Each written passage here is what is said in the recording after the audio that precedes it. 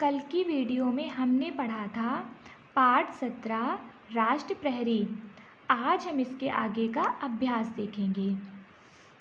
प्रश्न नंबर 1, निम्नांकित शब्दों के अर्थ शब्दकोश से खोजकर लिखिए। तो चलिए लिखते हैं। आकर्षित करना यानी ध्यान खींचना, संकल्प यानी प्रतिज्ञा, दुर्गम इसका अर्थ हुआ कठिन, सजग मतलब जागरूक, विख्यात यानी प्रसिद्ध, सतर्क यानी चौकस सावधान, विपदा विपदा यानी विपत्ति, धैर्य धैर्य यानी धीरज, रसद रसद यानी खाद्य सामग्री, खाद्य सामग्री का अर्थ होता है खाने वाली वस्तुएं, विशिष्ट विशिष्ट यानी विशेष। प्रश्न नंबर 2, निम्नलिखित प्रश्नों के उत्तर संक्षेप में लिखिए। का भारतीय सेना के 3 अंगों के नाम लिखिए। तो हम लिखेंगे भारतीय सेना के 3 अंग हैं, थल सेना, वायुसेना और नौसेना। खा भारतीय सेना के 3 अंगों का सर्वोच्च अध्यक्ष कौन होता है? भारतीय सेना के 3 अंगों का सर्वोच्च अध्यक्ष राष्ट्रपति होता है। नौसेना का क्या अर्थ है और युद्ध के समय वह क्या क्या कार्य करती है? हम लिखेंगे नौसेना का अर्थ है जल सेना। हमारे देश की नौसेना देश के समुद्री सीमाओं की रक्षा करती है तथा युद्ध के हथियार, विभिन्न उपकरण, रसद, दवाइयाँ, कपड़े इत्यादि एक स्थान से दूसरे स्थान भेजती हैं। थल सेना की वर्दी का रंग हरा क्यों होता है? थल सेना की वर्दी का रंग हरा इसलिए होता है ताकि पेड़ पौधों में छिपकर शत्रुओं की गतिविधियों का पता लगाने में सहायक हो सके।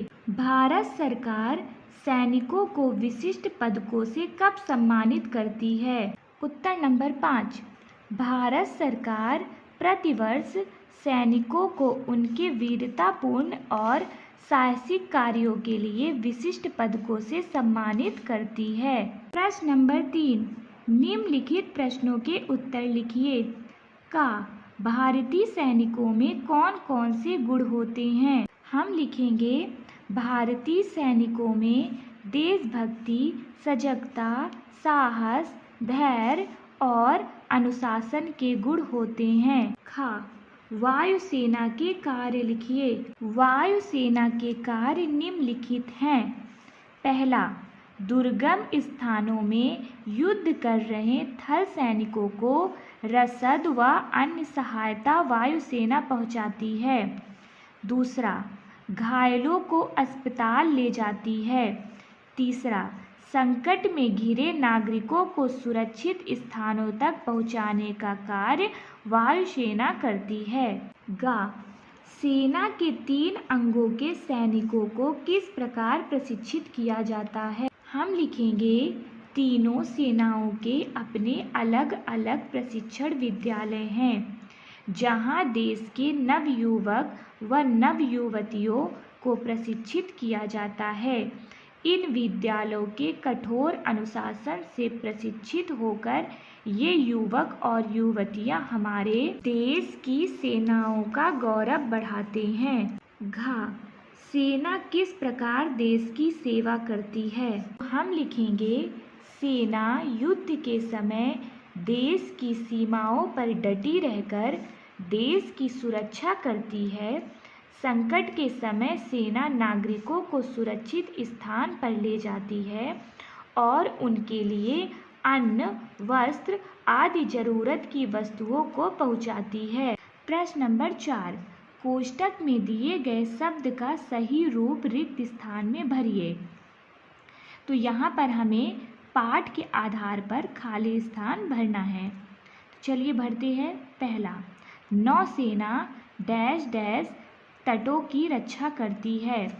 समुद्र या समुद्री, तो यहाँ पर हम लिखेंगे समुद्री, समुद्री तटों की रक्षा करती है।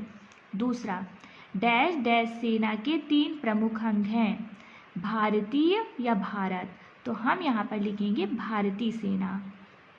तीसरा, हमारे देश के सैनिक अपनी डैश डैश के लिए प्रसिद्ध हैं, बहादुर बहादुरी, तो यहाँ पर हम लिखेंगे अपनी बहादुरी के लिए प्रसिद्ध है। चौथा, वीर सैनिक बड़ी डैश डैश से देश की सीमाओं की रक्षा करते हैं, सजग सजगता, तो यहाँ पर हम लिखेंगे वीर सैनिक बड़ी सजगता से देश की सीमाओं की रक्षा करते हैं।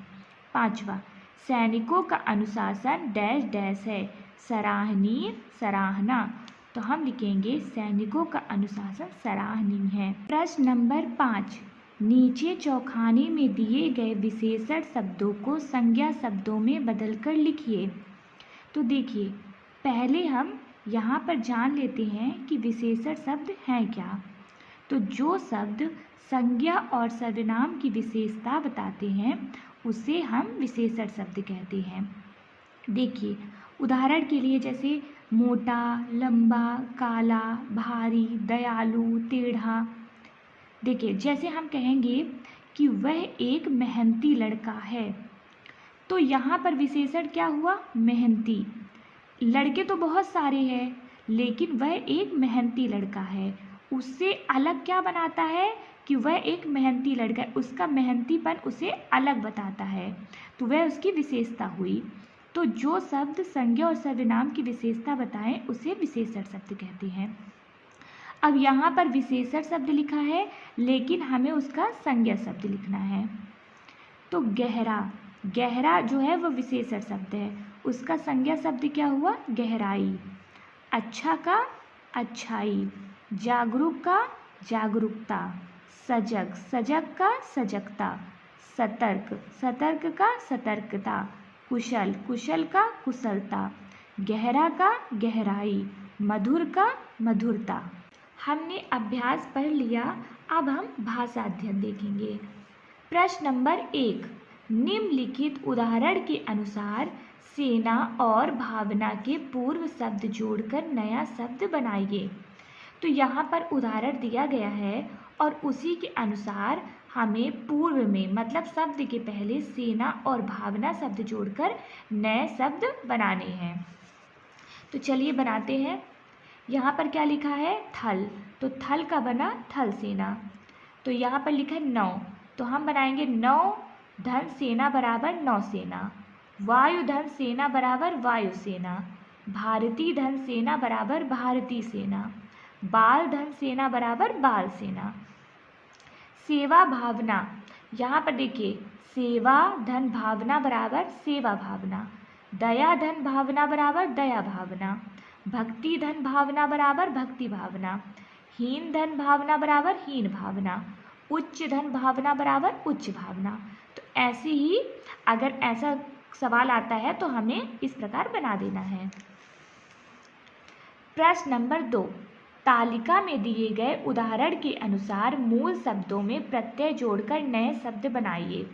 तो देखिए, हिंदी में हर पाठ में 1 या 2 सवाल उपसर्ग और प्रत्यय का जरूर आता है, और मैंने पहले भी बताया है कि शब्द के पीछे शब्द जुड़कर नया शब्द जो बनाता है उसे प्रत्यय कहते हैं।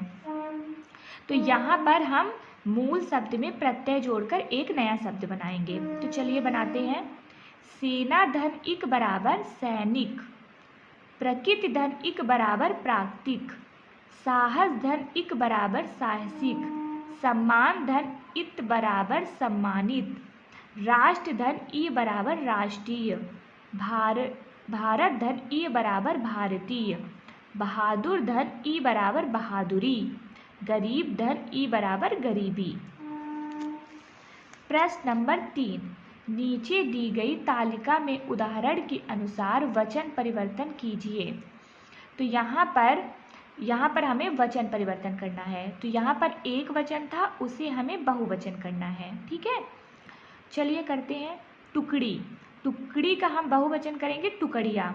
देखिए, एक वचन मतलब जैसे कि हुआ, एक वचन मतलब कि कोई भी चीज़ जो है वह एक है, और बहुवचन मतलब वह चीज़ अनेक है, मतलब बहुत सारी है। तो टुकड़ी मतलब हो गया भीड़, झुंड। तो यहाँ पर टुकड़ी मतलब एक टुकड़ी, एक झुंड, पर यहाँ पर टुकड़ियाँ मतलब कई झुंड, बहुत सारे लोगों के झुंड, कि यहाँ पर एक झुंड, दो झुंड, तीन झुंड, मतलब कई प्रकार के झुंड। लड़की, लड़की एक वचन हुई क्योंकि एक लड़की है। फिर लड़कियाँ मतलब बहुवचन, वहाँ बहुत सारी लड़कियाँ हैं। कतार, कतारें। विपदा, विपदा का विपदाएं। घोड़ा, घोड़ा का घोड़ों। आँख, आँख का आँखें। सीमा, सीमा का सीमाएं। बहू का बहुएं। प्रश्न नंबर 4, निम्नलिखित शब्दों में उपसर्ग व प्रत्यय जुड़े हुए हैं, इनमें से उपसर्ग और प्रत्यय अलग अलग करके लिखिए। तो देखिए यहाँ पर जो हमें शब्द दिया गया है इसमें उपसर्ग भी लगा हुआ है और यहाँ पर प्रत्यय भी लगा हुआ है, हमें अलग करना है, ठीक है। तो देखिए सुरक्षित लिखा है, तो सुरक्षित का जो मूल शब्द है वह रक्षा है और इसमें सु जो है वह उपसर्ग लगा हुआ है। मैंने बताया हुआ है आपको पहले भी कि शब्द के पहले उपसर्ग लगता है और शब्द के बाद प्रत्यय लगता है। तो मूल शब्द हुआ इसका रक्षा और इसमें सु जुड़ा है, उपसर्ग जो है वो सु जुड़ा है। तो देखिए क्या हुआ, रक्षा में सु जुड़ा तो हो गया सुरक्षा, लेकिन वहीं पे फिर प्रत्यय जुड़ गया, उसमें इत हो गया। तो इत जब जुड़ गया तो हो गया सुरक्षित। पहले था रक्षा, फिर जब सु उपसर्ग जुड़ा तो हुआ सुरक्षा, फिर इत जुड़ा, प्रत्यय में इत जुड़ा तो हो गया सुरक्षित। ऐसी इसका भी देखिए प्रशिक्षित, प्रशिक्षित का मूल शब्द था शिक्षा और इसमें जब प्रा जुड़ा तो हो गया प्रशिक्षा, लेकिन जब प्रत्यय जुड़ गया इत हो गया तो हो गया प्रशिक्षित। अब यहीं पे सजगता, तो सजगता का मूल शब्द क्या है जग, इसमें उपसर्ग जुड़ा तो हो गया सजग और इसमें प्रत्यय जब जुड़ा ता जब जुड़ा तो हो गया सजगता। प्रश्न नंबर 5, शब्दों को उचित क्रम में रखकर वाक्य बनाइए। तो देखिए यहाँ पर हमें पाठ के आधार पर वाक्य दिया गया है, लेकिन उसके जो शब्द है वह आगे पीछे हैं, तो हमें सही क्रम में रखकर वाक्य को सही बनाना है। तो पहला क्या है, का देख रहा था अक्षय परेड 26 जनवरी को दूरदर्शन पर। तो इसका होगा अक्षय दूरदर्शन पर 26 जनवरी को परेड देख रहा था, ठीक है। खा निराली थी शान ही घोड़े और ऊँटों की कतारों में चलते पर बैठे सैनिकों की। तो हम लिखेंगे कि कतारों में चलते घोड़ों और ऊँटों पर बैठे सैनिकों की शान ही निराली थी। गा कर बैठा संकल्प एक अक्षय मन ही मन। तो इसका होगा अक्षय मन ही मन एक संकल्प कर बैठा। घा होती है सबसे अधिक संख्या सैनिकों की थल सेना में। तो हम लिखेंगे थल सेना में सैनिकों की सबसे अधिक संख्या होती है। ये देखिए आप इसको ऐसे लिख सकते हैं। प्रश्न नंबर 6, निम्नलिखित वाक्यों में से संज्ञा, सर्वनाम, विशेषण और क्रिया छांटकर तालिका में लिखिए।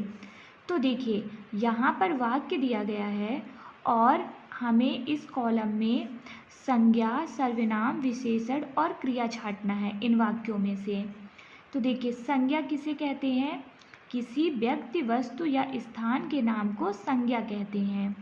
सर्वनाम किसे कहते हैं, जो शब्द संज्ञा के बदले इस्तेमाल किए जाते हैं, संज्ञा के जगह इस्तेमाल किए जाते हैं, उसे सर्वनाम कहते हैं। विशेषण किसे कहते हैं, संज्ञा और सर्वनाम की विशेषता बताने वाले शब्द को विशेषण कहते हैं। क्रिया किसे कहते हैं, किसी कार्य को करना क्रिया कहलाता है। तो हमें वाक्यों में से संज्ञा, सर्वनाम, विशेषण और क्रिया छांटना है। आ उसने पुस्तकालय से भारतीय सेना नामक पुस्तक पढ़ने के लिए ली, ठीक है। तो इसमें से पहले हम संज्ञा छाटेंगे। तो संज्ञा हुआ पुस्तकालय और पुस्तक क्योंकि वस्तु है, पुस्तकालय जो है वह स्थान है। देखिए संज्ञा किसी व्यक्ति, वस्तु या स्थान के नाम को कहते हैं, तो पुस्तकालय क्या हो गया, स्थान हो गया और पुस्तक क्या हो गई, वस्तु हो गई। तो यह हो गया हमारा संज्ञा। अब सर्वनाम क्या हुआ इसमें, उसने, क्योंकि यहाँ पर किसी का नाम भी हो सकता था, जैसे अक्षय, तो अक्षय की जगह हमने क्या यूज़ किया, उसने, तो यह हमारा सर्वनाम हो गया, ठीक है। और देखिए पुस्तक तो बहुत सारी होती है ना मार्केट में, लेकिन उसने कौन सी पुस्तक ली? भारतीय, है ना। तो भारतीय हमारी विशेषता हो गई, इसे हम विशेषण बोलेंगे। और काहे के लिए ली पुस्तक? पढ़ने के लिए, तो पढ़ना हमारा क्रिया हो गया। समझ आ गया ना आपको? थल सेना के सैनिक भूमि अर्थात थल पर युद्ध करते हैं। तो देखिए यहाँ पर जो भूमि हो गई वो हमारी संज्ञा हो गई। क्यों हुई? क्योंकि भूमि स्थान है। फिर सैनिक, सैनिक भी हमारी संज्ञा हुए क्योंकि व्यक्ति हैं, है ना। तो और यहाँ पर जो है सेना, सेना भी हमारा जो है वो संज्ञा हो गया। फिर यहाँ पर सर्वनाम कुछ नहीं है और विशेषण यहाँ पर भी कुछ नहीं है। क्रिया जो है वह युद्ध करना हुई। सेना के 3 अंगों के अपने अपने प्रशिक्षण विद्यालय हैं। तो यहाँ पर जो सेना है वह हमारा संज्ञा है, अंगों यह भी हमारा संज्ञा है, और विद्यालय यह जो है स्थान है, तो यह भी हमारा संज्ञा है। यहाँ पर अपने सर्वनाम हुआ क्योंकि यहाँ पर नाम की जगह अपने यूज़ किया गया है। और विशेषण, तो यहाँ पर प्रशिक्षण विद्यालय, है ना। तो ये है इसकी विशेषता हो गई, विशेषण हुआ, और यहाँ पर क्रिया कुछ नहीं है। तो इस प्रकार वाक्य से हमने संज्ञा, सर्वनाम, विशेषण और क्रिया छांट दिया। देखिए यहाँ से हमारा जो है अभ्यास पूरा होता है। अब अगली वीडियो में हम पाठ 18 पढ़ेंगे। और अगर आपके मन में कोई भी डाउट हो या कोई भी सवाल हो तो आप मुझे कमेंट सेक्शन में पूछ सकते हैं।